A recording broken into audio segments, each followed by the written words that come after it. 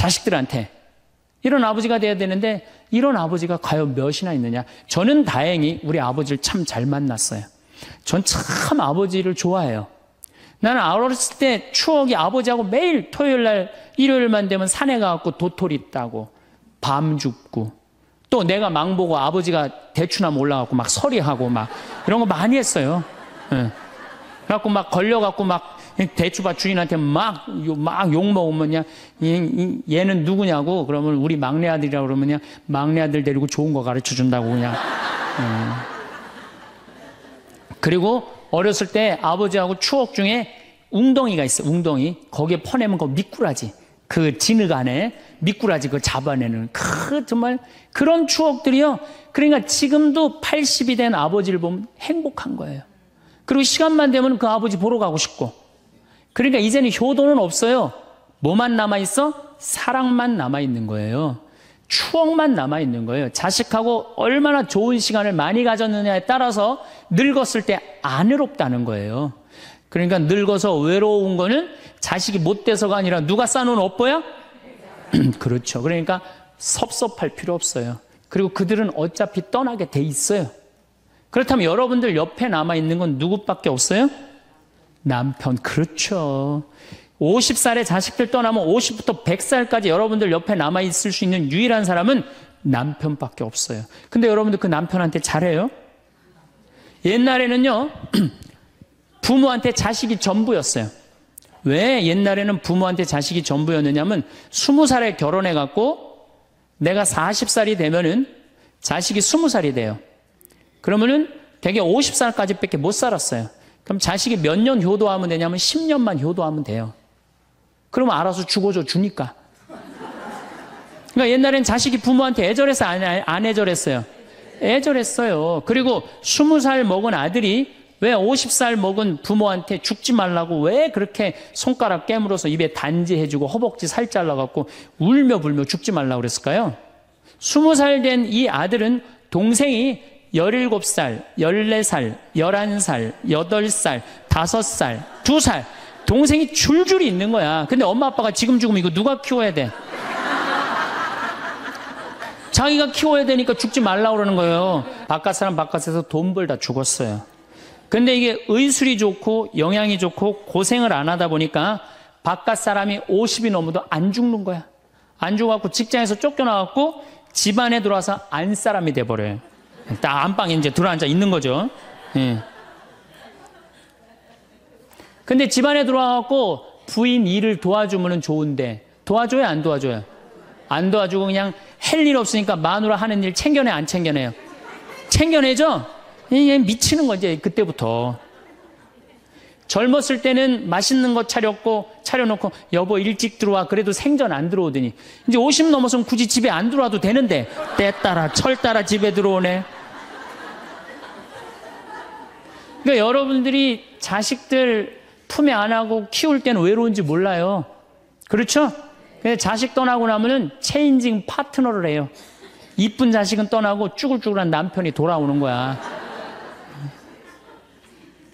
그런데 50부터 110살까지 살려면은 젊었을 때 같이 여행 다니는 추억도 있어야 되고 젊었을 때 사랑도 쌓여 있어야지 50 넘어갔고 100살까지 있고 추억 먹고 살 거 아니에요. 근데 그런 추억이 하나도 없어. 그 50 넘어갖고 와갖고 그냥 잔소리만 하고 그냥 그러면은 그 남편이 싫은 거예요. 그러니까 서로 한 집에 살지만은 각방 따로 쓰고 외롭게 사는 거죠. 여자는 언제 행복하냐면 남편이 자기 살림을 도와줄 때 행복하다고 그러더라고요. 내 얘기를 듣고 어떤 형제님이 17년 동안 설거지할 생각을 한 번도 안 했대. 17년 동안. 그래갖고 이제 내 얘기를 듣고 이제 자기도 이제 해봐야 되겠다. 그렇게 생각을 하고 저녁에 여보 당신 반찬하냐고 애쓰고 밥 하냐고 애썼으니까 내가 설거지 해줄게. 앉아서 텔레비 봐. 그랬더니 부인이 그러더래요.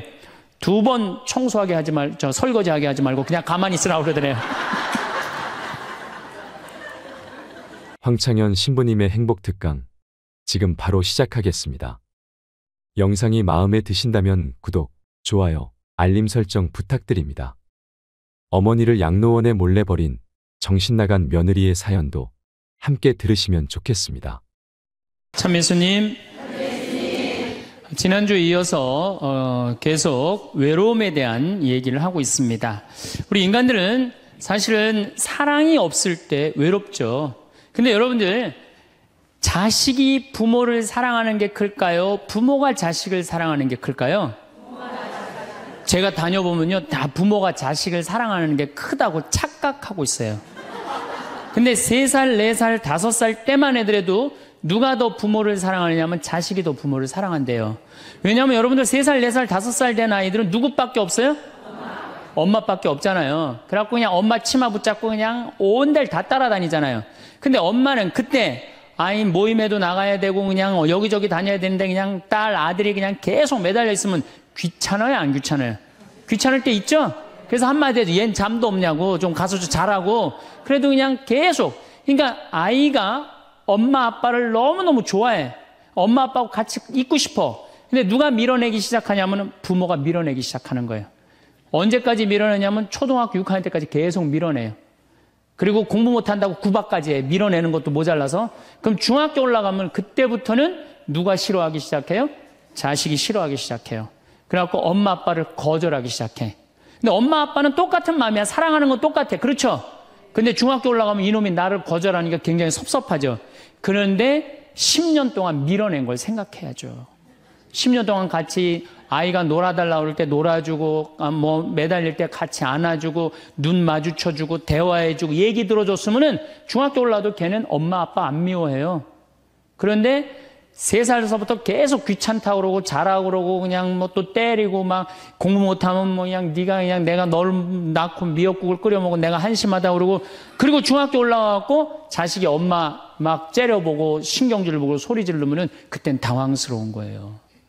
그래서 그런 착각을 하지 마시라는 거예요. 자식이 여러분들을 거절하게 되는 데는 누가 기여를 하는 거예요?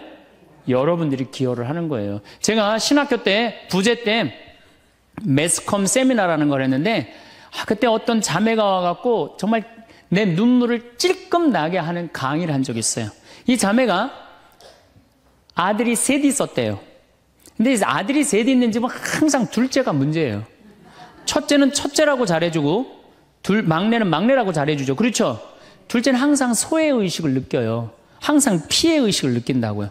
우리 집에도 아들이 셋 있는데 큰아들은 내가 봐도 저 어머니 아버지가 왜 이해가 안 될 정도로 큰아들한테 잘했어요. 잘못해도 다 감싸 안아주고. 이게 큰아들은 대접받는 거죠. 저는 우리 집 막내였는데 저는 정말로 사랑을 많이 받고 자랐어요. 전 중고등학교 다닐 때 내가 신발을 빨아본 적이 없어요. 형들이 다 빨아줬어요. 왜 빨아줬느냐면 안 빨아주면 어머니 아버지가 혼냈으니까, 막내 신발 빨게 한다고.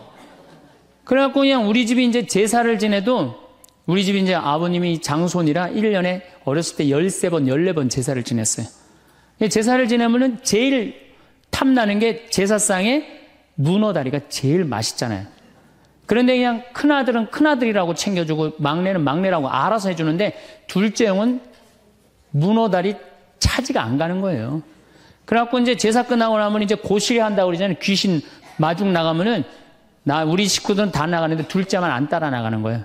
왜 안 따라 나가냐면 문어다리 훔치려고.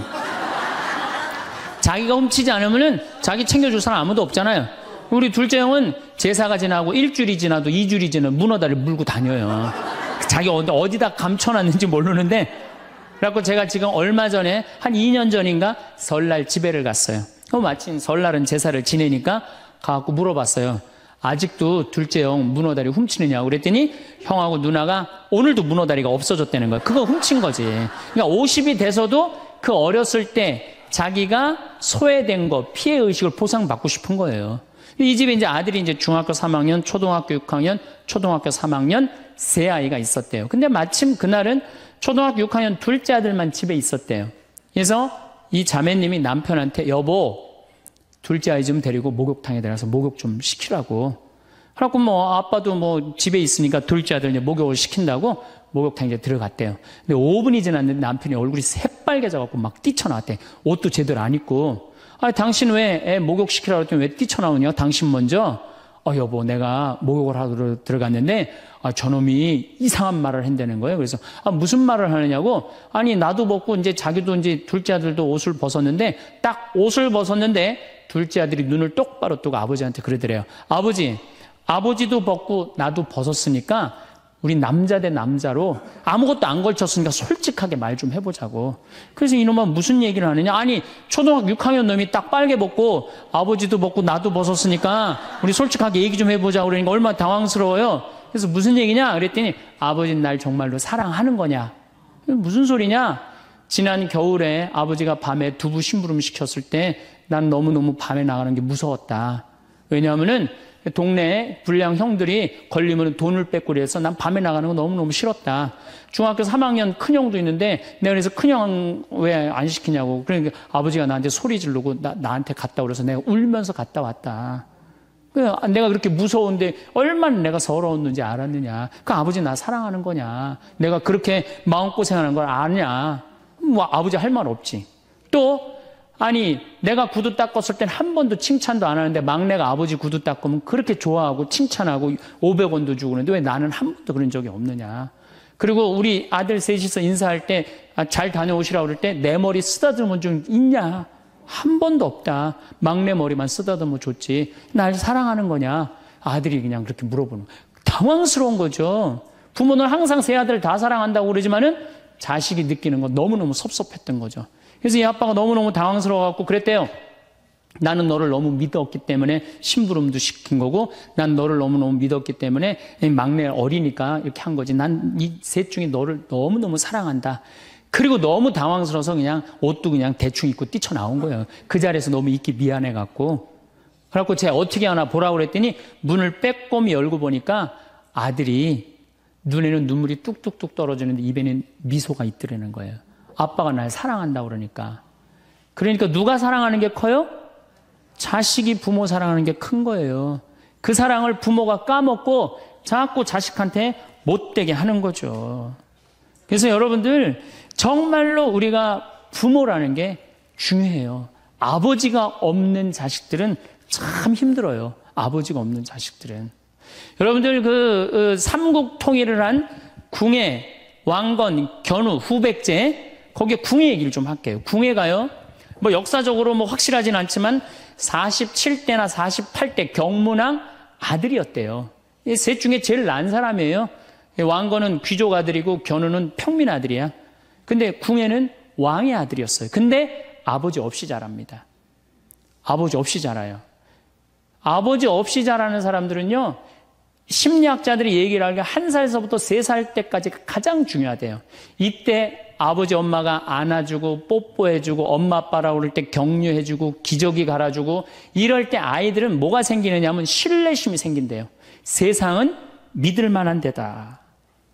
그리고 그냥 아이가 막 걸을 때 옆에서 박수 쳐주고 걸음 뛸 때 그럼 아이들이요 굉장히 심리적으로 안정감을 준다는 거예요. 그런데 이때 아버지가 없는 아이들은 심리적으로 굉장히 불안하다는 거예요. 여러분들 이 아빠가 아이들 이 목마 태워주면은 애들 좋아해요 안 좋아해요? 좋아하죠? 그런데 아빠 키가 1m 70이고 애가 50cm면 2m 20이에요. 그 꼭대기에 올라가고 또 애는 아빠 머리를 잡고 막 까르르 넘어가지 않아요? 좋아갖고 아빠 머리를 잡고 걔는 무의식 속에 이런 생각을 갖는데요. 세상은 이렇게 높아도 믿을 만한 데다. 이 든든한 아버지가 있으니까. 그런 믿음이 생긴다는 거예요. 그런데 궁예는 그랬던 경험이 한 번도 없었던 거야. 그러니까 나중에는 사람을 의심을 하기 시작하는 거예요. 의심하기 시작하는 거예요. 그래갖고 나중에 관심법이라는 걸 개발해요. 그래갖고 네가 의심하는지 안 의심하는지 내가 안다. 그래갖고 그냥 친아들도 그냥 의심도 안 하는데 너 의심한다고 그러고 죽이고 결국 누구까지 죽여요? 자기 부인하고 아들까지 죽여요. 그리고 마지막으로 쓸쓸한 최후를 맞이해요. 신부님, 나는 우리 남편이 일찍 죽어갖고 우리 애들 그냥 혼자 키웠는데 너무 섭섭합니다. 아버지 없이도 훌륭하게 자라는 사람 간혹 있어요. 그게 누구냐면 오바마가 아버지 없이 자라잖아요. 할머니 손에서 얼마나 훌륭해요. 그렇죠? 그러나 일반적으로 보면은 그렇다는 거예요. 아버지가 굉장히 중요한데 근데 슬픈 거는 우리나라는 아버지가 있어도 없는 것 같아요. 아버지가 있어도. 애는 학원 다니냐고 그냥 정신 팔려가고 아버지는 돈 번다고 해갖고 서로 사랑을 쌀 시간이 없는 거. 서로 사랑을 쌀 시간. 그런데 이 아버지와 끈이 굉장히 기가 막힌 분이 한 분 계세요. 아버지와 자식 사랑이 아주 두터운 분이 한 분 계세요. 그분이 누구냐면 바로 예수님이에요. 예수님처럼 아버지와 사랑이 깊은 사람이 없어요. 여러분들, 세례받을 당시 예수님이 물 위에 올라오시자 마르코복음 1장 11절에 뭐라고 그러냐면 너는 내가 사랑하는 아들, 내 마음에 드는 아들이다 라고 하느님 아버지께서 아들을 얼마나 사랑하는지 확인시켜줘요. 그 마태복음 11장 25절 27절을 보면은 아버지, 하늘과 땅의 주님, 지혜롭다는 자들과 슬기롭다는 자들에게는 이것을 감추시고 철부지들에게는 드러내 보이시니 아버지 감사드립니다. 그렇습니다. 아버지의 선하신 뜻이 이렇게 이루어졌습니다. 나는 아버지께서는 모든 것을 나에게 넘겨주셨습니다. 그래서 아버지 외에는 아무도 아들을 알지 못합니다. 또 아들 외에는, 그리고 그가 아버지를 드러내 보여주려는 사람 외에는 아무도 아버지를 알지 못합니다. 그냥 예수님 입만 열면 아버지 얘기를 해요. 입만 열면은. 또 하느님 아버지도 아들한테 각별한 사랑을 해. 거룩한 변모 마태복음 17장 보면은 이렇게 얘기해요. 이는 내가 사랑하는 아들, 내 마음에 드는 아들이니 너희는 그의 말을 들어라. 그러니까 예수님도 아버지를 사랑하고 아버지 하느님도 누구를 사랑해요? 예수님. 그러니까 하늘에 새도 보금자리가 있고 여우도 굴이 있지만 사람의 아들은 머리 둘 곳조차 없다라고 굉장히 고독하셨음에도 불구하고 그 고독을 누구 때문에 극복했을까요? 하느님 아버지와 철저한 사랑의 끈으로 그걸 극복한 거예요. 여러분들 자식들이 세상 살아가기 힘들다 하더라도 그 든든한 아버지가 있는 자식들은요, 극복해 나가요. 든든한 아버지가 있는 자식들은. 또 요한복음 17장 하느님 아버지와 얼마나 깊은 사랑으로 묶여 있는지 잘 보여주는 구절이 있어요.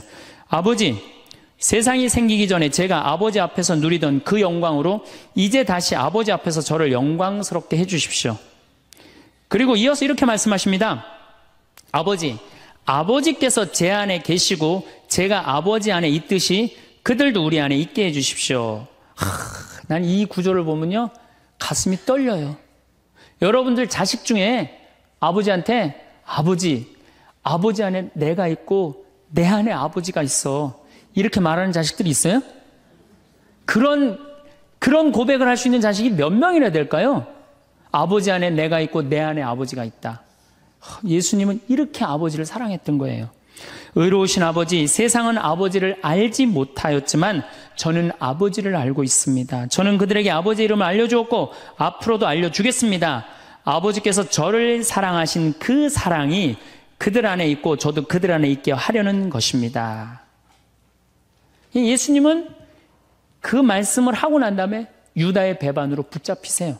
그러니까 예수님은 활동 시작할 때부터 아버지 얘기 시작해갖고 마지막 끝날 때까지 아버지 얘기한 거야. 아버지하고 이야기를 하는 거를 멈추지 않으십니다.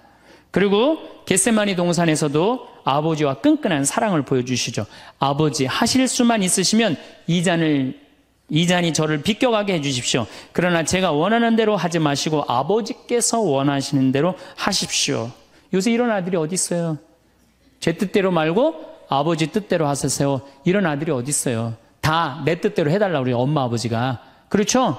근데 예수님은 하느님 아버지가 그렇게 기뻤던 거야. 맨 마지막에 아버지, 이 사람들을 용서하여 주십시오. 그리고 마지막으로 이런 말씀을 하십니다. 아버지, 제 영혼을 아버지 손에 맡깁니다.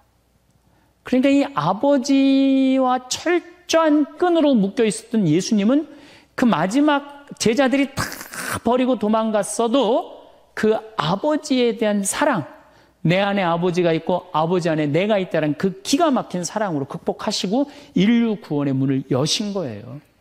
그렇다면 우리나라 아버지들도 이런 아버지가 돼야지. 자식들한테 이런 아버지가 돼야 되는데 이런 아버지가 과연 몇이나 있느냐. 저는 다행히 우리 아버지를 참 잘 만났어요. 전 참 아버지를 좋아해요. 나는 어렸을 때 추억이 아버지하고 매일 토요일 날 일요일만 되면 산에 가갖고 도토리 따고 밤 줍고 또 내가 망보고 아버지가 대추나무 올라가고 막 서리하고 막 이런 거 많이 했어요. 예. 그래갖고 막 걸려갖고 막 대추밭 주인한테 막 욕먹으면 얘는 누구냐고 그러면 우리 막내 아들이라고 그러면 그냥 막내 아들 데리고 좋은 거 가르쳐 준다고 그냥. 그리고 어렸을 때 아버지하고 추억 중에 웅덩이가 있어. 웅덩이. 거기에 퍼내면 그 미꾸라지. 그 진흙 안에 미꾸라지 그거 잡아내는 정말 그런 추억들이요. 그러니까 지금도 80이 된 아버지를 보면 행복한 거예요. 그리고 시간만 되면 그 아버지 보러 가고 싶고. 그러니까 이제는 효도는 없어요. 뭐만 남아있어? 사랑만 남아있는 거예요. 추억만 남아있는 거예요. 자식하고 얼마나 좋은 시간을 많이 가졌느냐에 따라서 늙었을 때 안 외롭다는 거예요. 어렸을 때 자식하고 한 번도 놀아준 적이 없어. 10살 때까지 놀아줘야 된다는 거예요. 근데 10살 때까지 한 번도 놀아준 적이 없으면은 자식이 늙은 부모들 한 번도 같이 안 놀아준다 이거예요. 그러니까 늙어서 외로운 거는 자식이 못 돼서가 아니라 누가 싸놓은 업보야? 그렇죠. 그러니까 섭섭할 필요 없어요. 자, 그렇다면은 사랑이 없는 엄마, 사랑이 없는 아버지. 엄마도 없고 아버지도 없는 이 세대는 외로울 수밖에 없어요. 그리고 그들은 어차피 떠나게 돼 있어요. 그렇다면 여러분들 옆에 남아있는 건 누구밖에 없어요? 남편. 그렇죠. 50살에 자식들 떠나면 50부터 100살까지 여러분들 옆에 남아있을 수 있는 유일한 사람은 남편밖에 없어요. 근데 여러분들 그 남편한테 잘해요? 옛날에는요, 부모한테 자식이 전부였어요. 왜 옛날에는 부모한테 자식이 전부였느냐면 20살에 결혼해갖고 내가 40살이 되면은 자식이 20살이 돼요. 그러면은 대개 50살까지 밖에 못 살았어요. 그럼 자식이 몇 년 효도하면 되냐면 10년만 효도하면 돼요. 그러면 알아서 죽어줘 주니까.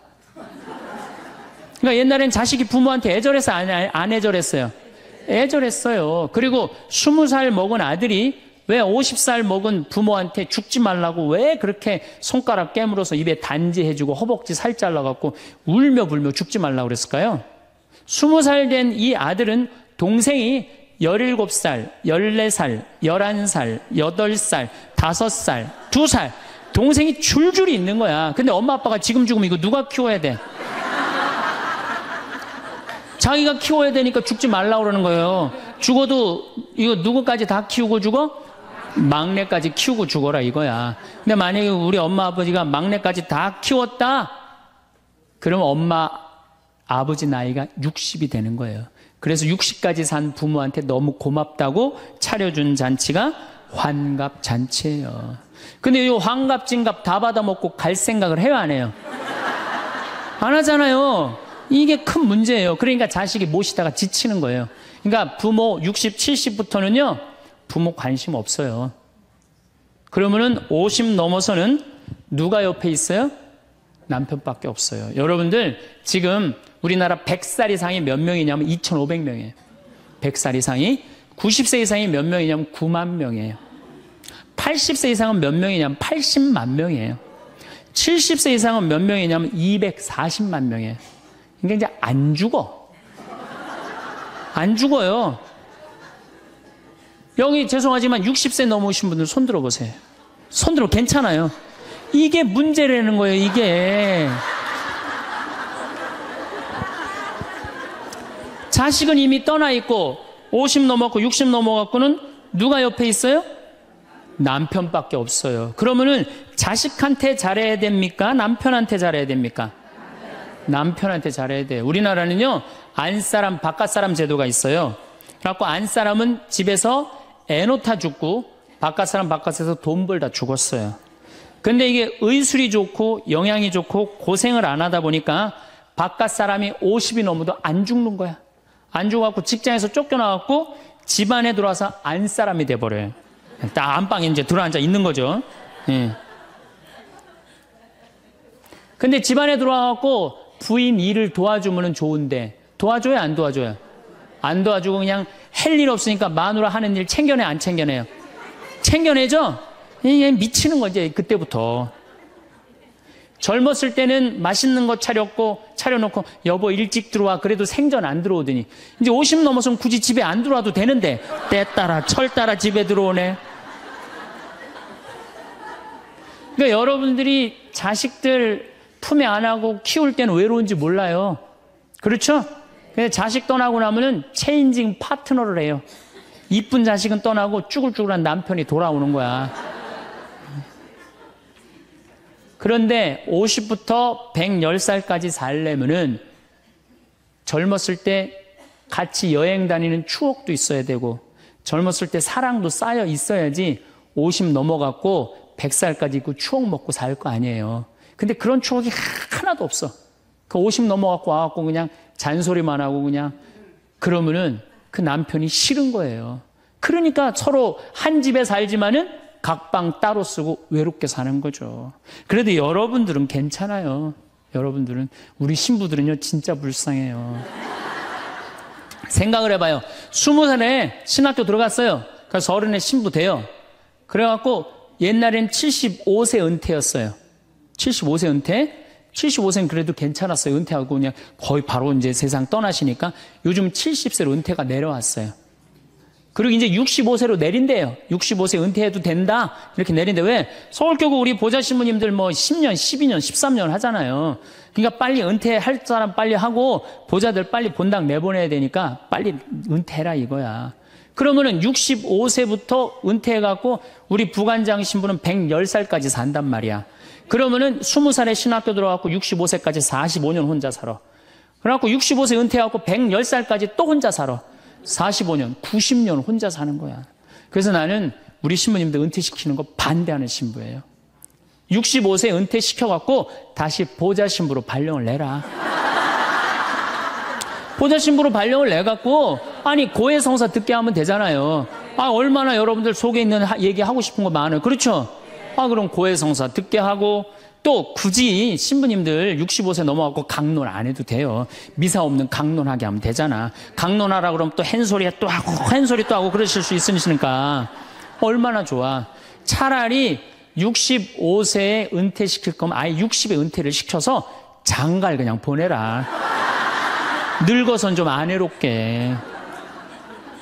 농담이에요. 농담. 우리보다는 여러분들이 훨씬 덜 외롭다는 거예요. 그렇지 않아요? 여러분들 남편도 있고 자식도 있고 손자도 있잖아요. 그러면 그 소중한 사람들한테 사랑하면서 살아야지. 우린 사랑할 사람도 없는데 여러분 사랑할 사람이 있잖아요. 그럼 조금만 내가 잘하면 되는데 그게 안 되는 거예요. 우리나라 여자들이요. 이 세상이 너무너무 여자 살기 좋은 세상이 돼갖고 여자들이 지금 뭐가 뭔지도 모르고 살아요. 집에서 남편들, 여러분들 남편들이 200만 원, 300만 원 벌어갖고 돈 갖다 주잖아요. 여러분들 길 지나가다 보면은 여러분들 10,000원 주는 사람 있어요? 지나가는 남자가? 없죠? 남편은 200만 원, 300만 원 한 달 뼈 빠지게 갖고 갖다 주잖아요. 그럼 잘해줘야 될 거 아니야. 그렇지 않아요? 그것도 1, 2년 갖다 준 것도 아니고 20년, 30년 갖다 줬으면 잘해줘야 될 거 아니야. 근데 집에서 그런 기가 막힌 남편 왕 대접해줘요? 개 다음으로 대접해. 개 다음으로. 집에 마누라 자식 먹여 살린다고 이마가 땅바닥에 닿도록 인사하고 다니는 거예요. 여러분들 남편들 다 나가면 그래요. 그럼 집에서 왕 대접해줘야 될 거 아니야. 집에서도 왕 대접 못 받아. 직장에서도 왕 대접 못 받아. 어디 가면 왕 대접 받아요. 룸사롱 가면 왕 대접해요. 룸사롱 가면은 막 그냥 가슴이 볼랑말랑한 옷 입고 그냥 여자들이 그냥 허벅지 뜯어진 치마 입고 그냥 머리도 그냥 생머리 싹 하고 그냥 사장님 오셨느냐고 그냥 팔짱도 끼고 그냥 술도 따라주고 그냥 또 그냥 안주 드시라고 그냥 땅콩 오징어 말아갖고 입에 막 넣어주고. 아 얼마나. 그러니까 30만 원, 40만 원 쓰는 게 안 아까운 거예요. 대한민국의 룸사롱으로 남자를 몰아내는 건 누가 몰아내는 거냐? 여자들이 난 몰아낸다고 생각해요. 여자들이. 마누라라는 게 아침에 출근할 때 보면 막 사자머리를 해갖고 막 귀신 눈을 해갖고 그냥 여보 다녀와 그냥 다녀오게 하고 난 다음에 다녀오라고 그래야지. 예쁘게 차려입고 문 입구에서 여보 다녀와. 그러면 내가 이렇게 이쁜 마누라 있는 집에 돌아와야 돼. 그런 마음으로 나가서 일할 거 아니에요. 사자머리 밥도 제대로 안 챙겨주고 그냥 다녀오라고 그러면. 또 대한민국 남자들은 또 착해요. 또 다녀오랜다고 저녁에 여보 나 다녀왔어. 예. 근데 아직도 그냥 사자머리를 하고 그냥 텔레비 보고 앉아있으면 어느 남자가 집에 들어가고 싶겠어요. 그렇지 않겠어요? 그래서요, 사람은요, 부부는요, 사는 맛이 있어야 돼요. 사는 맛이. 50이 넘으면요, 남자가 테스토스테론은 없고 에스트로겐만 있어요. 여성 호르몬이 자꾸 나와요. 그래서 성적인 능력이 사라져요. 성적인 능력이 사라지니까 50 넘은 남자들은 무슨 낙으로 사느냐면 먹는 낙으로 사는 거예요. 먹는 낙으로. 그냥 50만 되면 말하는 거 좋아하고 먹는 거 좋아한단 말이야. 근데 이 남자는 50이 넘으면 먹는 걸 좋아하는데 50이 넘은 여자는 이 세상에서 제일 하기 싫은 게 밥이야, 밥.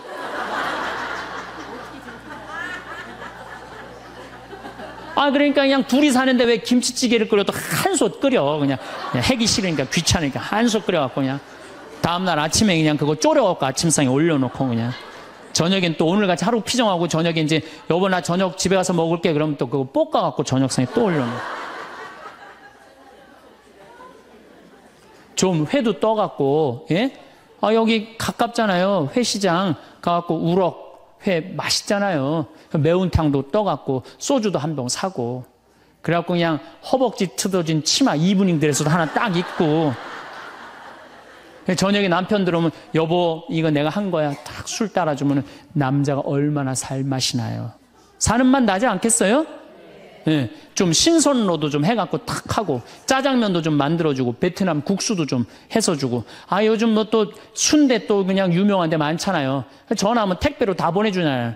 순대도 탁 썰어갖고 그냥 간 썰어갖고 그냥 소주 한 잔 탁 하고 신부님 무슨 돈으로 그런 걸 합니까? 애 휴학시키고 자식은 무슨 자식이야. 지금 누구밖에 없어요? 부부밖에 없어요. 애 휴학시키고 그렇게 하세요. 신부님 난 휴학시킬 자식이 없는데 집 잡혀요. 나이 드신 분들은 은행에 가고 집 잡혀갖고 다 쓰세요. 자식 물려줄 생각하지 말고. 네. 그래야지 사는 맛으로 사는 거 아니에요. 그리고 부부는 사는 맛으로도 살아야지만 사는 멋으로도 살아야 돼. 사는 멋이 있다. 멋있게 살아야 될 거 아니에요. 근데 나는 제일 가슴 아픈 우리 자매님들이 어떤 분들이냐면은 자기를 꾸미지 않는 분들이에요. 이쁘게 좀 이쁜 옷도 사 입고 그래야 되는데 생전 자기가 무슨 군인이야? 집에 있어도 파마를 해도 꼭 철모 뒤집어 쓴 거 딱 1년 내내 풀어지지도 않는 거 쓰고 앉아갖고 그냥 생전 그냥 마누라라는 게 그냥 맵시 있는 옷 한 번 제대로 입지도 않고 그럼 남편이 사는 맛이 있어요? 사는 멋이 있어요? 좀 꾸며야죠, 본인이. 예쁜 옷도 좀 사서 입고, 좀 브릿지도 좀 넣었다가, 머리도 그냥 생머리도 했다가, 이쪽으로도 묶었다가, 저쪽으로도 묶었다가, 어느 날 좀 틀어도 올리고, 이래야지 그냥 남자가 사는 맛도 있고, 사는 멋도 있을 거 아니에요. 생전 그냥, 옷도 그냥, 신부님 맵시가 있어야지 옷을 사 입죠. 그러면 좀 살도 좀 빼시고 그냥 이건 벤지 엉덩이지 구분도 안 되는 그냥 몸매를 가지고 그냥 몸빼바지만 계속 짚고 이 집에 있으면은 어느 남자가 집에서 가고 싶어요. 본인을 꾸미시라는 거예요. 그래서 남자는요 사는 맛도 있고 사는 멋도 있는 거 멋도 있어야 돼요. 그래서 예쁜 옷 남편도 좀 꾸며주고 남편도 좀 나비 넥타이도 좀 하고 남자가 50이 넘으면요 제가 지난 미국에 한번 강의를 갔는데 너무 멋있는 부부를 봤어요. 남편이 한 60쯤 돼 보이는데 식사를 같이 하려고 그러는데 남편이 살짝 머리가 벗겨졌더라고요. 근데 부인이 사각모를 탁 차에 하더라고요. 남편을 바깥에서 만났는데 딱 했는데 부인이 여보 이거 써 탁 씌워주는데 너무 멋있더라고요. 여러분들 백화점에 가갖고 남편 좀 사각모도 좀 멋있는 거 좀 중절모도 멋있는 거 사서 탁 씌우면 얼마나 좋아. 그렇지 않아요? 옷도 이제 50이 넘으면요 단색을 입어야 돼요. 노란색을 입든지 초록색을 입든지 아니면 빨간색을 입든지 그래야지 좀 젊어 보이는데 이거는 그냥 김치 국물 떨어져도 안 보이는 체크무늬 사서 입혀갖고 그냥 1년 내내 빨아주지도 않고 그냥 맛도 없고 멋도 없는 거죠. 그래서 좀 무슨 돈으로 애 휴학시키고 자식은 무슨 자식이에요. 여러분들 이제 50이 넘어가갖고요. 여러분들의 유일한 동반자는 누구밖에 없다? 남편밖에 없다. 그럼 남편한테 잘해줘야죠. 50이 넘으면 또 남자들도 문제는 문제예요. 이 남자는 50이 넘어가면 친구가 없어져요. 오로지 방에만 있는 거 집에만. 근데 여자는 바뀌어 또 성격이 바뀌고 50이 넘으면 친구가 너무 많아. 그냥 맨날 만나러 나가야 되는데 그냥 이 남자고 여자고 이제 서로 힘든 거죠. 그 또 그냥 50, 60 넘은 남자들은 씻지도 않아. 그냥 냄새 나고 그냥 이러니까 그냥 남편 옆에 가까이 가기도 싫은 거죠. 예. 근데 이 부부가요, 서로 애인같이 살아야 돼요. 우리 자매님들 자기를 애인같이 꾸며야 돼요. 그러니까 언제든지 집에서도 깔끔하고 예쁘게 차려입으면 남자가 기분이 좋잖아요. 집도 좀 화분도 좀 예쁜 거 좀 해놓고 여행도 좀 다니고 둘이 공연도 좀 가고 극장도 좀 보러 다니고 이래야지 그냥 사는 맛도 나고 사는 멋도 날 거 아니에요. 그래서 제발 좀 성지순례 좀 가세요. 제가 여러분들한테 꼭 부탁하고 싶은 거는 옛날에 중세시대는요, 성제집 다 팔아갖고 갔어요. 다 팔아서 그냥 예루살렘 가는 걸로 끝나는 거예요. 거기서 죽어도 여한이 없다고. 그러니까 여러분들도 예수님 어제 복음에 자케오 얘기 나왔죠? 그 예리고 얼마나 좋아요. 그리고 그냥 갈릴레아도 좀 호수도 가보고 얼마나 좋아요. 신부님 무슨 돈으로? 휴학시키고 그 돈이면 충분해요. 한번 갔다 오면은요, 신앙이 틀려지거든요. 성지순례도 가고. 제가 지난 9월인가 작년 9월에 성지순례를 한 40분 하고 갔다 왔는데 어떤 형제님이 70 먹은 형제님이 기가 막힌 말씀을 하시더라고요. 무슨 말씀을 하시냐면은 내 강의를 듣고 집을 잡혀서 왔대요. 근데 가만히 생각을 해보니까 집은 은행에 잡히면 대출을 해준대요. 은행에 잡히면 대출해주잖아요. 근데 나이는 대출해주는 데가 아무 데도 없대요. 여러분들 누가 나이 대출해줘? 한 살이라도 더 먹기 전에 다리에 힘 풀리기 전에 갔다 오셔요. 그리고 내가 성지순례를 가면은 너무 행복해하는 거 자매님들이. 그래갖고 나는 은혜 받아갖고 성제 갖고 그냥 성령을 충만히 받아갖고 10일 동안 저렇게 행복하고 그냥 은총에 그냥 가득한 줄 알았더니 12일 동안 밥을 안 하잖아. 밥을.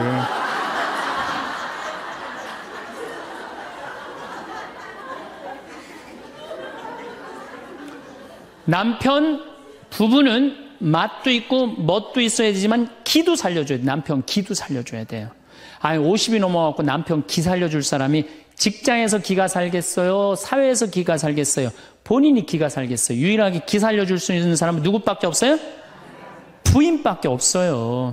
부부가 50이 넘으면요, 자식들 떠나고 둘만 덩그랗게 집에 남아서 50년을 같이 살아야 돼요. 말을 정말로 남편 즐거운 말, 남편 좋은 말, 우리 남편 아직도 알통 튼튼하다. 우리 남편 아직도 어깨가 그냥 대유평 평야 같다. 이런 말 해주는 게 중요한 거예요. 그런데 그냥 말을 진짜 못해. 내가 2000년 역사상 말 진짜 못하는 놈 한 놈 알고 있어요. 어떤 놈 진짜 말 못하느냐면은 십자가상 예수님 십자가 위에 매달렸을 때 왼편의 강도. 진짜 말 못하는 놈이에요, 그 놈. 이제 십자가 매달렸어. 너무 아파. 자기도 이제 죽기 일보 직전이고 옆에 구세주라는 사람도 옆에 있단 말이야. 그러니까 그냥 이 사람이 막 분이 치밀었나 봐요. 야, 네가 무슨 구세주냐? 네가 구세주라면 너도 살리고 나도 살려봐라. 너도 죽는 주제에 무슨 구세주냐? 그냥 막 욕을 해댄 거예요. 그러니까 예수님이 그냥 매달려갖고 아파 죽겠는데 이놈이 이상한 소리 하니까 대꾸도 안 해요. 대꾸도 안 해. 성서 보면은 그냥 가만히 계세요. 근데 내가 2000년 역사상 진짜 말 잘하는 사람 한 사람 알고 있어요. 그게 누구냐면 오른편 강도예요. 얼마나 말을 잘하느냐면은 그렇게 얘기를 하니까 이 왼편에 있는 강도를 혼내요. 야, 이놈아, 니놈하고 나는 죽어도 싸. 강도 짓을 했으니까. 근데 저분이야말로 무슨 죄가 있어. 가난한 사람, 병든 사람 함께 해주고 인간 사랑하신 분인데, 그리고 이 강도가 한마디 해요. 주님, 마지막 날에 저를 기억해 주십시오. 그러니까 그냥 예수님이 왼편에 있는 놈한테 대답도 안 하던 예수님이 그렇게 아파도 오른편에 있는 강도한테 한마디 해요. 너야말로 오늘 나와 낙원에 들 것이다. 이 말 한마디 잘한 바람에 그냥 예수님하고 1호로 천당에 올라간 사람 아니야. 그렇지 않아요? 루카복음 23장에 나오는 얘기예요. 루카복음에. 그러니까 여러분들 남편 칭찬을 해주세요. 남편. 얼마 전에 제가 우리 동창 신부 아버님이 돌아가셔갖고 장례미사를 갔는데 마침 그날 어떤 동탄에 있는 본당 총회장님이 은퇴 신부님 10분을 초대해갖고 식사, 보고 초대를 했어요. 부인이 보고 요리를 할 줄 알아갖고. 그래갖고 이제 그 집에 가고 보고를 먹는데, 신부님들, 은퇴 신부님들 보니까 머리가 다 벗겨진 거야, 다. 머리가 다 벗겨져 갖고 있더라고요. 근데 내가 그날 마침 이제 장례 미사를 해갖고 우리 주교님을 뵀는데 우리 주교님은 그래도 머리가 많이 나셔갖고 모자를 앞에다 쓰신 거야. 그래갖고 참 보기가 좋더라고요. 주교님이 아주 얼굴이 하얀이 선비같이 생기셨거든요.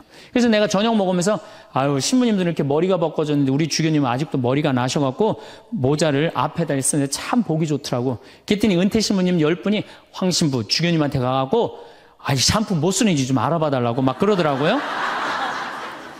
그런데 우리 식사를 한 총회장님, 그 동탄의 총회장님이 신부님, 저는 40부터 머리가 완전히 벗겨졌는데 한 번도 머리 벗겨진 것 때문에 스트레스 받은 적이 없다는 거예요.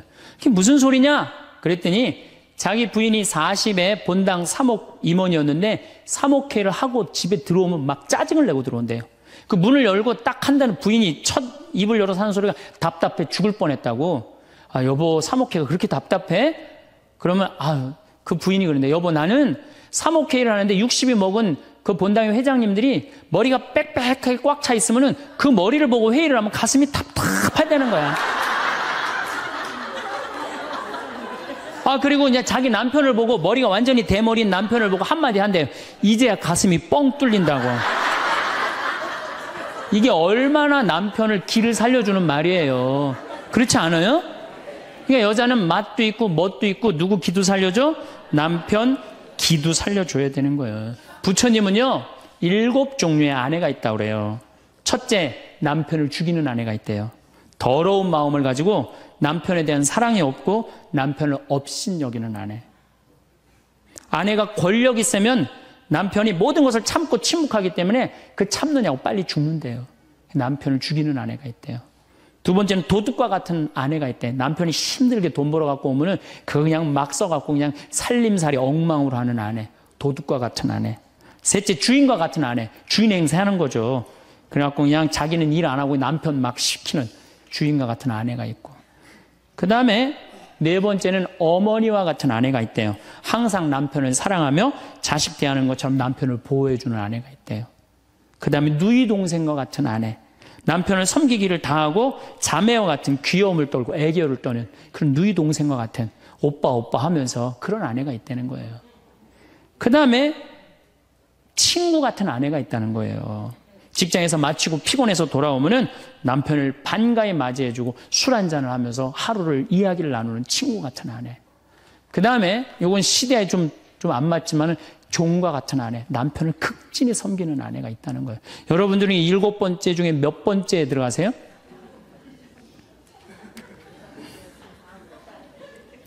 아무것도 아니에요? 이 7번째 아무것도 아니면 큰일인데. 근데 우리나라 남자들도 문제예요. 사실은 이 부인한테 참 잘해야 되거든요. 자기 믿고 따라온 사람이 얼마나 귀하게 해야 돼. 근데 우리나라 남자들 참 부인한테 말 못해요. 정말 이쁘다고 말 한마디 해주면 얼마나 좋아. 여자는요 1년 365일 365가지 방법으로 이쁘다는 소리를 듣고 싶어 한대요. 오늘같이 이렇게 태양이 찬란한 날은 여보 저 찬란한 태양처럼 당신 오늘 너무 이뻐. 그리고 비가 촉촉하게 오면 여보 당신 촉촉한 비처럼 이뻐. 어떤 방법을 써서라도 이쁘다는 말하면 여자는 행복하다는 거예요. 그리고 요리를 해주면 맛있다고 먹으면은 김치찌개 이렇게 맛있는 김치찌개 먹을 수 있는 사람은 세상은 나 하나밖에 없다고. 이렇게 정말로 이런 말을 해줘야 되는데 생전 뭐 맛있다 맛없다 그런 말 안 하면은 여자가 밥할 맛 나겠어요? 안 나죠? 그럼요. 그리고 한 30년 밥 얻어먹었으면 이제 설거지는 해야지. 그렇게 얻어먹었으면 설거지는 해야지. 양심 있는 거 아니야? 그렇지 않아요? 여자는 언제 행복하냐면 남편이 자기 살림을 도와줄 때 행복하다고 그러더라고요. 내 얘기를 듣고 어떤 형제님이 17년 동안 설거지할 생각을 한 번도 안 했대. 17년 동안. 그래갖고 이제 내 얘기를 듣고 이제 자기도 이제 해봐야 되겠다. 그렇게 생각을 하고 저녁에 여보 당신 반찬하냐고 애쓰고 밥하냐고 애썼으니까 내가 설거지 해줄게. 앉아서 텔레비 봐. 그랬더니 부인이 그러더래요. 2번 청소하게 하지 설거지하게 하지 말고 그냥 가만히 있으라고 그러더래요.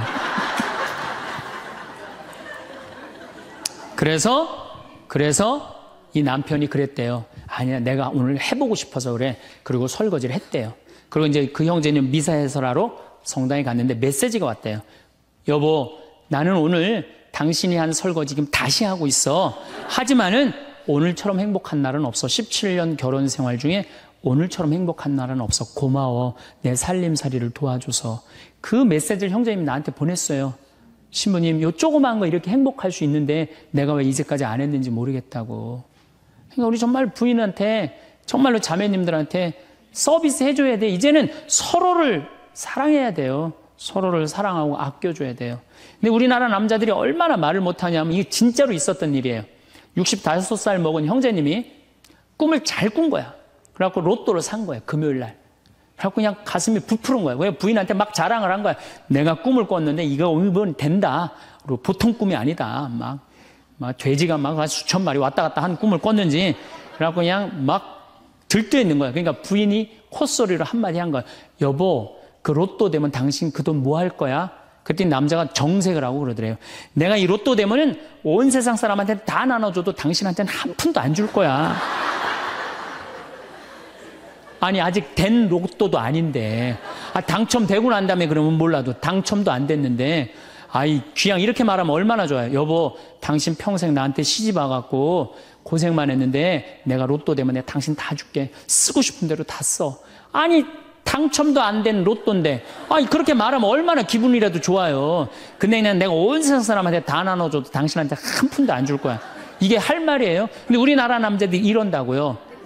다른 형제님들이 마누라 너무너무 이쁘고 좋겠다고 살아봐라야 눈 한번 하얗게 뜨고 하면 그런 독사가 없다. 이런 말 해야 되면은 우리 마누라는 얼굴만 이쁜 게 아니라 마음은 비단이야. 기분이 얼마나 좋아요. 참 고운 말을 못 하는 거야. 그냥 온 세상 사람한테 다 나눠줘도 당신한테는 한 푼도 안 준다. 그러니까 이 부인이 너무 열받아갖고 한 달 반 동안 밥을 안 해줬대요. 그리고 진짜 무서운 건 집안에서 폭력이에요, 폭력. 더욱이 남자가 여자를 때리는 건 있을 수 없는 일이에요. 부부가요, 때린다는 건 있으면 안 돼요. 아니, 여자가 남편한테 결혼을 할 때는 이 험난한 세상, 저 힘 있는 남자한테 보호받고 싶어서 결혼하는 거 아니에요? 그렇지 않아요, 보통? 그런데 그 남편이 자기를 때린다고 생각하면요, 이건 치욕이에요, 여자한테는. 그래서 남자가 여자를 때리면 안 돼요. 정말로 이것도 진짜 있었던 일인데 70이 다 돼가는 할머니인데 평생 남편한테 맞으면서 살았대요. 그런데 또 친구 하나가 평생 남편한테 둘이 이제 할머니가 이제 둘이 친구야. 서로 맞고 살아갖고. 근데 그 평생 맞은 할머니가 하루는 이 친구 할머니한테 전화를 한 거야. 막 웃으면서 전화했대. 너 뭐가 이렇게 좋아갖고 전화했냐? 그랬더니 우리 남편이 이번에 병원에 갔는데 글쎄 3개월밖에 못 산다고. 나 지금 입을 뒤집어 쓰고 지금 웃으면서 너한테 전화하는 거라고. 이건 너무 불행하지 않아요? 너무 불행하지 않아요? 정말로 자기 부인 아파서 죽는데 따라 죽는 남편도 있는데 이게 그냥 자기 남편 3개월밖에 안 산다고 이불을 뒤집어 쓰고 막 웃으면서 그냥 전화를 할 정도면 이거 같이 살지 말아야지. 그렇죠? 그러니까 여러분들 남편한테 잘하세요. 또 여기 있는 우리 형제님들 누구한테 잘해요? 그래도 나이 먹어갖고요. 여러분들 지금 신부님 난 도저히 우리 남편하고 못 살 거예요. 지금 바꿔봐야 거기서 거기에요. 지금 바꿔봐야. 자, 남자하고 여자하고 얼마나 서로를 이해를 못하느냐 하면은 남자는 하루에 2,000마디만 하면은 말 끝난대요. 근데 여자는 하루에 6,000마디를 해야 된대요.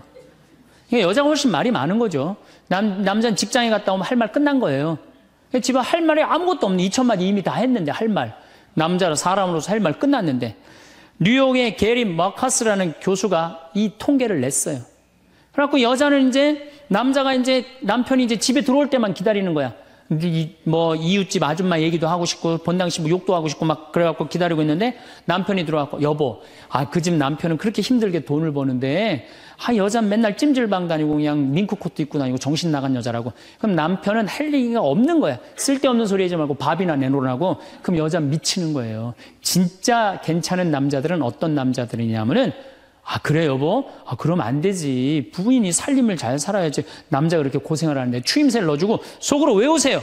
500마디, 1000마디, 2000마디. 그래갖고 딱 속으로 4000마디 딱 끝나면 여보 이제 자자. 이래야지 이 남자는 후환이 없는 남편이에요.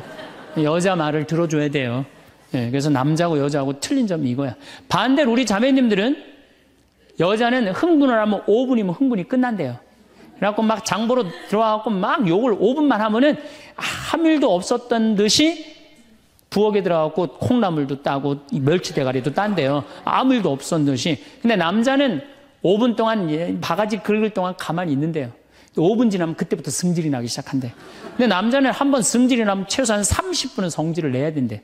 그러니까 5분 지나고 나가고 이제 그때부터 이제 여자는 마음이 착 가라앉은 상태에서 저녁 준비를 하는데 그때부터 남자는 이제 거실에서 소리 지르는 거야. 내가 말이야 뭘 잘못했다고 네가 맨날 그러냐고 막 소리 지르면 마음이 가라앉은 여자가 나와서 남자 불을 질러요, 속에다가. 뭐라고 그러냐면 당신은 말만 하면 이렇게 성질을 내고 그러느냐고. 자기는 이미 다 흥분 가라앉은 상태에서 막 성질 내는 남편한테 불은 자기가 질러놓고. 그러면 안 된다는 얘기죠. 30분 동안 길길이 뛰게 놔두란 얘기예요. 승질을 건드려 놨으면은.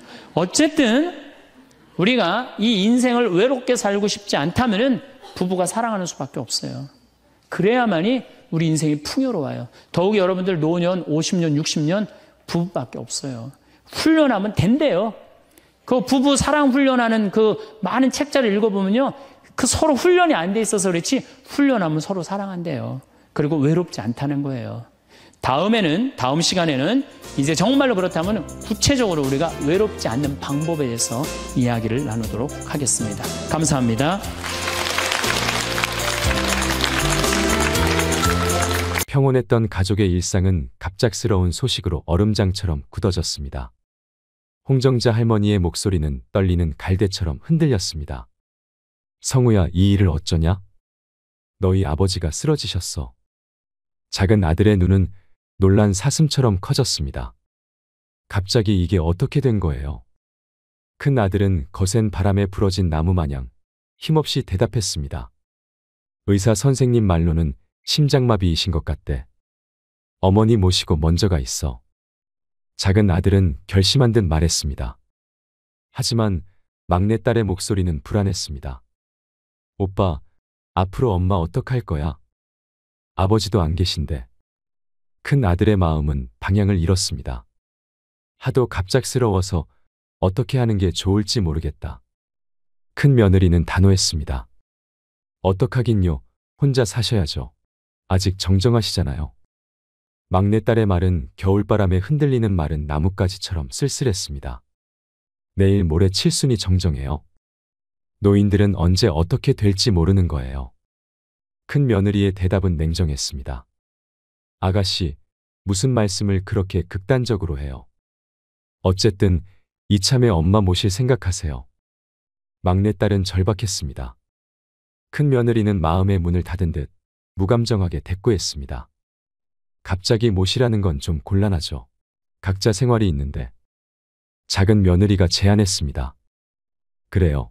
우선은 혼자 사시라고 하고 자주 가보면 되잖아요. 얼마나 자주요? 한 달에 한 번이요? 막내딸의 목소리는 격앙돼 있었습니다. 큰 며느리의 대답은 차가운 겨울 바람처럼 날카로웠습니다. 그렇게 어머니 걱정이 되면 아가씨가 모시면 되잖아요. 댁으로 모셔가면 될 거 아니에요? 뭐라고요? 작은 아들은 분위기를 전환시키려 노력했습니다. 네 말도 잘 알았으니까 좀 진정해. 형이랑 나랑 잘 해결할 테니까 너무 걱정 말고. 큰 아들은 어머니를 바라보며 물었습니다. 정말 혼자서 괜찮으시겠어요? 차라리 저희 집에 며칠 와 계시겠어요? 작은 아들의 제안은 찬바람 속에서 피어난 따뜻한 봄날 같았습니다. 홍정자 할머니는 말했습니다. 걱정 마라. 난 여기가 제일 편하다. 내 걱정들 말고 얼른 가서 쉬어라. 큰 아들은 마지막으로 당부했습니다. 그럼 무슨 일 있으면 바로 전화하세요. 저희 집 여기서 가까우니까 금방 달려올게요. 작은 아들의 말은 봄비처럼 따스했습니다. 홍정자 할머니는 다들 가라며 그들을 배웅했습니다. 가족의 따뜻한 사랑과 걱정이 할머니의 마음을 어루만지며 그들은 각자의 길을 가면서도 하나의 마음으로 어머니를 품에 안고 있었습니다. 홍정자 할머니는 자신이 힘들 때마다 아들들에게 수시로 전화를 걸었습니다. 그러나 그 전화는 사회생활을 하는 아들들에게 부담이 되기 시작했습니다. 큰 아들에게 걸려온 전화는 어머니의 외로움과 불안을 담고 있었습니다. 큰일 났어. 얼른 집에 좀 와봐라. 누가 자꾸 집에 찾아오는 것 같아. 어머니의 목소리는 겨울바람에 휩싸인 나뭇가지처럼 떨렸습니다. 큰 아들은 어머니의 불안을 달래주기 위해 서둘러 집으로 향했습니다. 그러나 도착한 그를 기다리고 있던 것은 신문 배달원을 낯선 방문객으로 착각한 할머니의 오해였습니다. 둘째 아들에게 걸려온 전화는 거실등이 나갔는데 내가 갈아보려다가 그만 삐끗해서 넘어졌지 뭐니. 둘째 아들은 걱정이 가득한 마음을 안고 어머니의 곁으로 달려갔습니다. 힘들었지만 아버지가 돌아가신 것을 생각해 기꺼이 들어드릴 수밖에 없었습니다. 하지만 어머니의 다음 요청은 둘째 며느리에게까지 이르렀습니다. 변기가 막혀 물이 넘칠 지경이었습니다. 어머니, 사람 부르세요. 뭐가 꽉 막힌 것 같은데 제가 이걸 어떻게 뚫어요? 어머니와 며느리 사이에는 빙판 같은 오해와 답답함이 쌓여갔습니다. 결국 홍정자 할머니는 더 이상 혼자 살기 어렵다고 느꼈습니다. 내가 사는 이 집을 처분해서 살림을 합치면 어떨까 하는데 그 순간 둘째 며느리와 둘째 아들은 어머니의 집 시세를 알아보며 적극적으로 할머니를 모시기로 마음먹었습니다. 집 전세금 뺀 돈과 어머니의 집을 합쳐 새로운 보금자리를 마련하기로 한 그들의 결정은 긴 겨울을 지나 꽃이 피는 봄날의 약속처럼 희망찼습니다. 힘들어도 해야지. 둘째 며느리의 말은 할머니를 모실 생각에 답답했던 가족들에게 큰 힘이 되었습니다. 큰 아들 부부와 둘째 아들 부부는 어머니의 집에 모였습니다. 서로의 안부를 묻는 그들의 마음속에는 한편으로 걱정의 무게가 가득 차 있었습니다. 어머니의 거처 이야기가 오늘의 주제였습니다. 첫째 며느리가 욕심 가득한 얼굴로 말했습니다. 더 이상 어머니를 혼자 계시게 하면 안 될 것 같아요. 그래서 말인데요. 이이가 큰 아들이니까 저희가 모실게요. 그러나 둘째 며느리는 확신에 찬 목소리로 대답했습니다. 하루 종일 빈집에서 집 지킬 일 있어요? 저희가 모실게요. 아직 우리 혁이가 어리니까 손주 재롱도 좀 보시고요. 어머니의 목소리는 가을 노을처럼 서글프면서도 따뜻했습니다. 나도 종일 혼자 있는 거 정말 못하겠다. 이 말 한마디에는 어머니의 쓸쓸함과 외로움이 짙게 배어나왔습니다. 둘째 며느리는 다시 한번 확신에 찬 목소리로 말했습니다. 왜 안 그러시겠어요? 저희 집에 오시면 그런 걱정은 절대 없어요, 어머니. 홍정자 할머니는 결국 둘째네에서 살기로 했습니다. 그럼 둘째네에서 살지 뭐. 어머니의 말에는 미안함과 동시에 새로운 시작에 대한 기대가 섞여 있었습니다. 첫째 아들과 둘째 아들은 어머니의 결정을 존중했습니다. 첫째 아들은 걱정스러운 목소리로 괜찮으시겠어요, 어머니라고 물었고, 둘째 아들은 걱정 마, 형. 열심히 모신다니까 하면서 대답했습니다. 그들의 대화는 겨울 밤의 별빛처럼 조용했지만 서로를 향한 따뜻한 마음이 깃들어 있었습니다. 그렇게 홍정자 할머니는 둘째 아들 부부네 집으로 옮겼습니다. 하지만 이 결정은 둘째 며느리와 어머니 사이에 예상치 못한 갈등의 씨앗이 되었습니다. 처음에 화합과 기대가 이렇게 변할지는 아무도 몰랐습니다. 가족이라는 바다에서 파도는 때로는 부드럽게, 때로는 거칠게 일렁이며 그들의 이야기는 계속되었습니다. 새벽의 고요가 집안을 감싸 안고 있었습니다.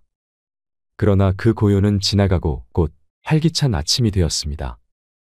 홍정자 할머니는 새벽이 허락한 시간을 활용해 부엌에서 아침 식사를 준비했습니다. 그녀의 손놀림은 여명을 깨우는 태양처럼 따스했고 그 마음은 가족을 향한 사랑으로 가득 찼습니다. 이게 무슨 소리야? 둘째 며느리의 목소리가 희미한 빛 속에서 퍼져나왔습니다. 어머니, 언제 이걸 차리셨어요? 둘째 아들의 목소리는 감탄과 놀라움이 섞였습니다. 그의 표정은 어머니의 사랑과 헌신을 향한 존경의 표시가 가득했습니다. 홍정자 할머니는 담담히 대답했습니다.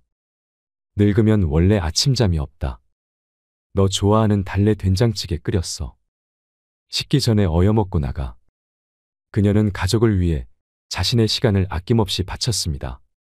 둘째 며느리는 조심스럽게 말을 이었습니다. 이 사람 원래 아침밥 잘 안 먹어요. 어머니의 대답은 확고했습니다. 내가 내 아들을 모를까봐. 그녀의 목소리는 오랜 시간 동안 자식을 키워온 자신감과 확신으로 가득 찼습니다. 둘째 며느리의 얼굴에는 당황스럽고 못마땅한 표정이 역력했습니다. 그녀의 마음속에는 부딪히는 파도처럼 좋은 감정과 싫은 감정이 충돌했습니다.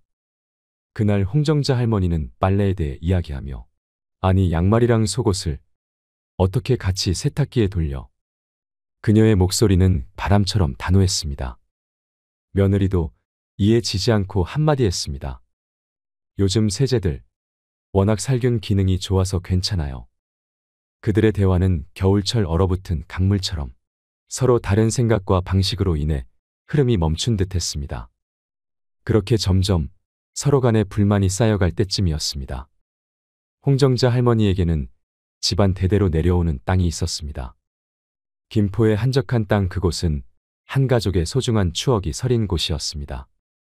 그러나 평온한 일상은 갑작스러운 소식에 흔들리기 시작했습니다. 둘째 아들의 전화 한 통이 가족의 삶을 소용돌이 속으로 밀어넣었습니다. 여보세요? 뭐라고요? 김포 땅이 담보로 넘어갔다고. 둘째 아들의 목소리는 믿기지 않는다는 듯 떨렸습니다. 막내딸의 박서방이 가족의 땅을 담보로 급전을 빌린 것이었습니다.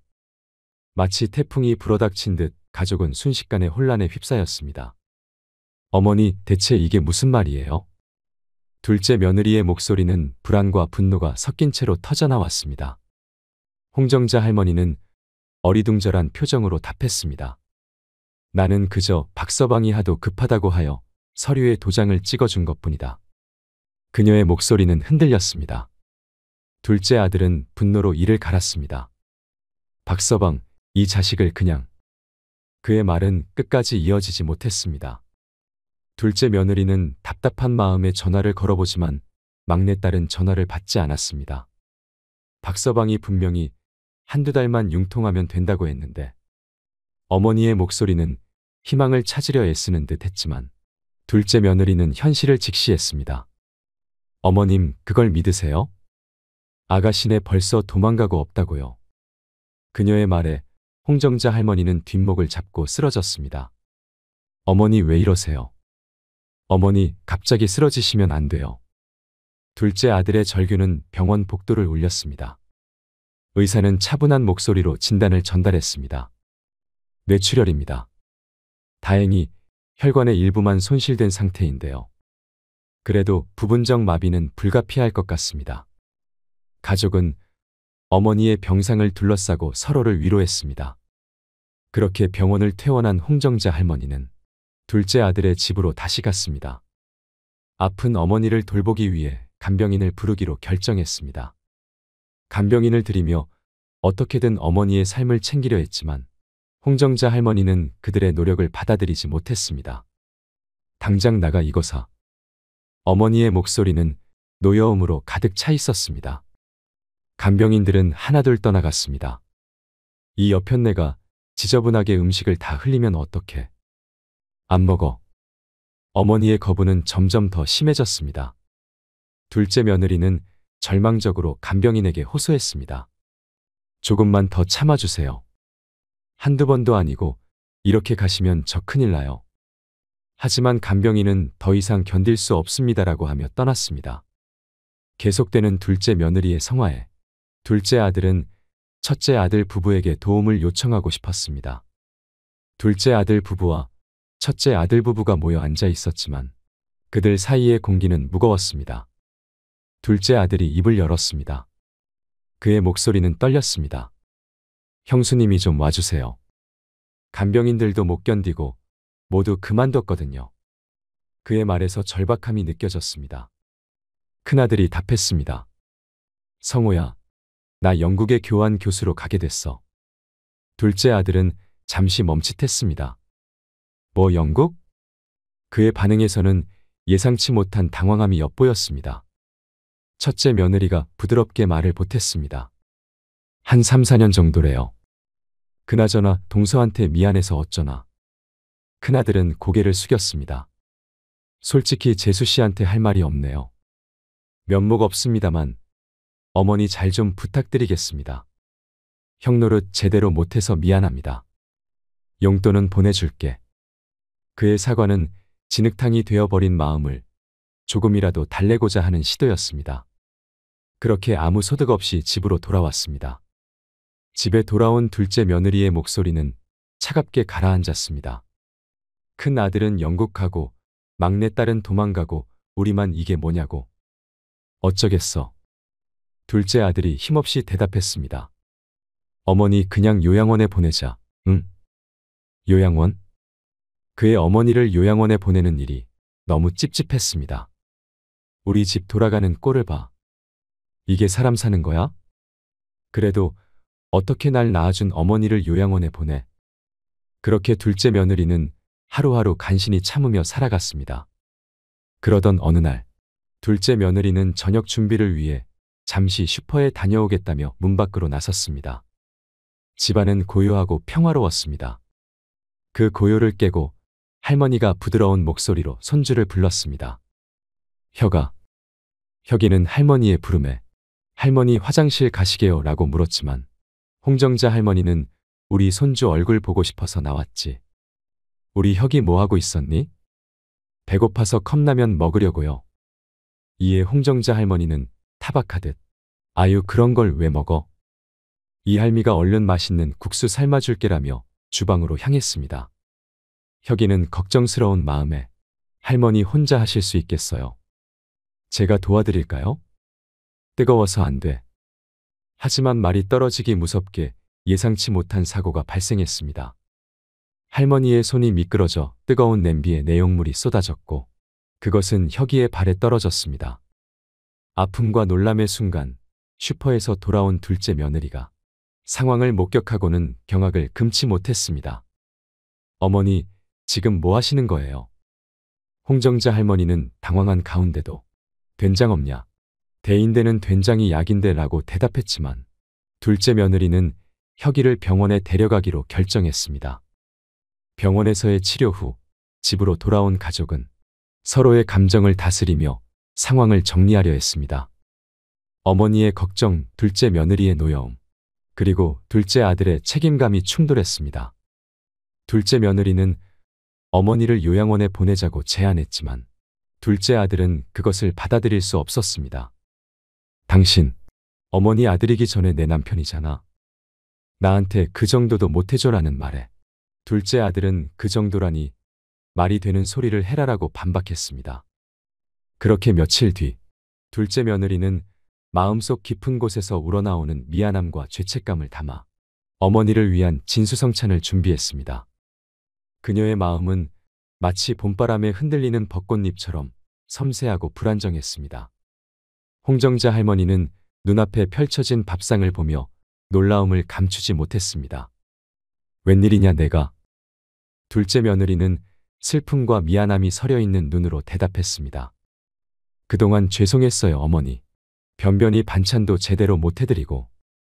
아침 식사 후 집안은 분주함으로 가득 찼습니다. 둘째 며느리는 헐레벌떡 여행 가방에 어머니의 짐을 잔뜩 꾸렸습니다.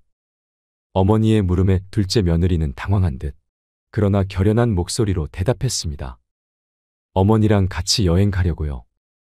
봄도 되고 했는데 하루 종일 집에 갇혀서 답답할 것 같아서요. 그러나 그 여행의 목적지는 어머니가 예상치 못한 곳이었습니다. 요양원 앞에 도착했을 때 둘째 며느리의 말은 너무 냉정하고 차가웠습니다. 죄송해요 어머니, 요양원이에요. 어쩜 그렇게 자기 생각만 하세요. 자식들을 위해서 좀 양보하시면 안 돼요. 어머니의 분노와 두려움이 폭풍처럼 몰아쳤습니다. 차 돌려 당장 집에 가자. 인연이 내가 지금 시어미를 강제로 버리겠다는 거냐. 그러나 둘째 며느리는 그 폭풍 속에서도 한 점의 빛처럼 단호했습니다. 네 맞아요. 할머니가 핸드폰을 찾으려 했으나 이미 둘째 며느리가 손을 썼습니다. 이 순간 어머니의 간청은 겨울 끝자락의 마지막 눈송이처럼 애처로웠습니다. 내가 다 잘못했으니까 제발 집에 가자. 나 여기서 살기 싫어. 그러나 둘째 며느리의 결심은 굳건했습니다. 전 어머니랑 같이 사는 게 싫어요. 다른 집 며느리들은 어떨지 몰라도 전 늙으신 어머니 병수발 더는 죽어도 못하겠다고요. 저녁에 둘째 아들이 집에 왔습니다. 둘째 아들은 할머니가 집에 없는 것이 의아해 물어봤습니다. 어떻게 된 거야? 어머니 어디 가셨어? 당신 설마 진짜 요양원에 모신 거야? 그녀의 대답은 단호했습니다. 그래. 당신 미쳤어? 둘째 아들의 목소리는 놀람과 분노로 가득 찼습니다. 어떻게 이럴 수가 있어? 당신 엄마니까, 우리 엄마 아니고 당신 엄마니까. 그 순간 둘째 아들의 손이 둘째 며느리의 뺨을 시원하게 후려쳤습니다. 왜 때려? 뭘 잘했다고 되레 큰 소리야. 둘째 아들의 목소리는 더욱 높아졌습니다. 난 어머니 며느리기 전에 애 엄마고 당신 마누라야. 근데 내가 왜 모든 걸 버리고 어머니 수발을 들어야 해? 왜? 둘째 아들은 어머니를 요양원에 모신 행위만큼은 용서할 수 없다고 선언했습니다. 당신 마음 이해 못하는 거 아니야. 하지만 강제로 어머니를 요양원에 모신 건 절대 용서 못해. 빨리 말해. 어머니 어디에 모셨어? 어디야? 하지만 둘째 며느리는 거부했습니다. 싫어, 절대 말 못해. 결국 둘째 아들은 어머니의 위치를 알아내고 요양원으로 달려갔습니다. 그곳에서 그는 믿을 수 없는 장면을 목격했습니다. 어머니의 상태가 심각했고 의사는 이미 뇌 손상이 있었다며 마음의 준비를 하라고 했습니다. 막내딸이 도착해 상황을 물었습니다. 오빠, 이게 도대체 어떻게 된 일이야? 둘째 아들은 면목이 없는지 그저 고개만 떨구고 있었습니다. 언니, 우리 엄마 모시기가 그렇게 싫었어요. 어떻게 시어머니를 강제로 요양원에 집어넣어요? 사람이 어떻게 그럴 수가 있냐고요. 둘째 며느리도 지지 않았습니다. 그러는 아가씨는 그동안 뭐하다 이제 오세요? 어머니 처음에 김포 땅 날아가서 충격에 쓰러지신 거잖아요. 기막혀. 왜 이 모든 걸 내 탓을 해요? 언니야말로 엄마 병수발 들기 싫어서 강제로 요양원에 넣은 거잖아요. 막내딸이 받아쳤습니다. 그만들 좀 해. 어머니 쓰러져 있는데 이렇게까지 해야 속이 시원하겠어? 가족 간의 갈등은 더욱 심화되었습니다. 그러나 그 모든 다툼과 비난 속에서도 결국 홍정자 할머니는 세상을 떠났습니다. 할머니가 떠난 뒤 둘째 부부의 집은 조용했습니다. 잔인하게도 떠난 사람의 사정은 아무도 생각하지 않았습니다. 아니, 생각하고 싶지 않았을지도 모릅니다. 그러던 어느 날 둘째 며느리가 결단을 내렸습니다. 앞으로 이 방은 우리 혁이 공부 방으로 하면 되겠다, 그치? 그녀의 눈길이 아들 혁이에게로 향했을 때 그는 종이 위에 열중하여 무언가를 그리고 있었습니다. 근데 우리 아들, 뭐 그리는 거야? 며느리의 질문에 혁이는 눈을 빛내며 답했습니다. 20년 후 내 모습이에요. 학교 숙제예요. 이게 저고요. 이건 제 부인, 그리고 얘는 제 아들이에요. 그의 말에는 꿈과 기대가 담겨 있었습니다. 그 순간 며느리의 마음은 복잡해졌습니다. 엄마는 어딨어? 그녀의 목소리에는 무언가가 서려 있었습니다. 혁이의 대답은 담담했습니다. 엄마는 요양원에 있어요. 며느리의 놀람은 이루 말할 수 없었습니다. 그녀의 놀람은 단순한 의아함을 넘어서 자신이 어떤 미래를 아들에게 보여주고 있는지에 대한 깨달음으로 이어졌습니다. 혁이는 설명을 덧붙였습니다. 엄마도 할머니 요양원에 보냈잖아요. 늙으면 요양원에 가는 거 아니에요. 그의 말에는 어린이 특유의 순진함과 논리가 담겨 있었습니다. 그 순간 둘째 며느리의 마음에는 무거운 짐이 내려앉았습니다. 그녀는 자신의 행동이 아들에게 어떤 미래를 그리게 만들었는지, 그리고 그 미래가 과연 자신이 원하는 것인지 생각할 뿐이었습니다.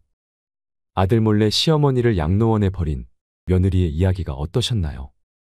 이 이야기가 실제 사연이라는 것이 마음을 더 씁쓸하게 만드는 것 같습니다. 우리는 왜 누구나 늙는다는 사실을 왜 모를까요? 늘 겸허한 마음으로 노인을 공경하고 노년을 준비해 가야겠습니다. 마지막으로 제가 좋아하는 글을 읽어드리겠습니다. 요양원에 들어간 어느 할머니가 남긴 편지입니다. 열심히 살 때는 세월이 총알 같다 하고 화살 같다 하건만 할 일 없고 쇠하니 세월 가지 않는다 한탄하시더이다. 정신 맑으면 무엇하리요? 자식 많은들 무엇하리요? 보고품만 더하더이다. 차라리 정신 놓아버린 저 할머니처럼 세월이 가는지 자식이 왔다 가는지 애지중지하던 자식을 보아도 몰라보시고 그리움도 사랑도 다 기억에서 지워버렸으니 그저 천진난만하게도 하루 세끼 주는 밥과 간식만이 유일한 낙이더이다. 자식 10여 남매 있으면 무엇하리요? 이 한 몸 거할 곳 없더이다. 아들, 딸, 자식들 유명 인사면 무엇하리요? 이 한 몸 갈 곳 없어 여기까지 흘러왔더이다. 허리띠 졸라매고 최고 학벌 자랑하며 고생도 보람으로 알고 자식 뒷바라지했던들 무엇하리요? 작디 작은 이 한 몸 자식 아닌 사람 손에 매인 것을 인생 종착역인 이곳까지가 멀고도 험하였으리. 종착역에 벗은 많으나 마음 나눌 곳 없어 외롭더이다. 앞을 못 보는 사람, 듣지 못하는 사람 속에 맑은 정신은 더 외롭더이다. 치매로 정신을 망각함은 차라리 고통에서 벗어나는 유일한 방법인지도 모르겠구나. 몸 쇠하고 정신 맑으면 무엇하리요? 괴로움만 더한 것을. 가는 마당의 야속함도 사랑도 그리움도 추억도 정신에서 모두 내려놓으니 차라리 마음이 홀가분할 뿐. 모진 비바람 다 지나간 조용히 흐르는 저 호수 같은 잔잔한 마음으로 돌아갈 뿐인 것을. 이상으로 책틀맨이었습니다. 지혜를 쌓는 당신의 오늘이 아름답습니다. 더 좋은 영상으로 찾아뵙겠습니다.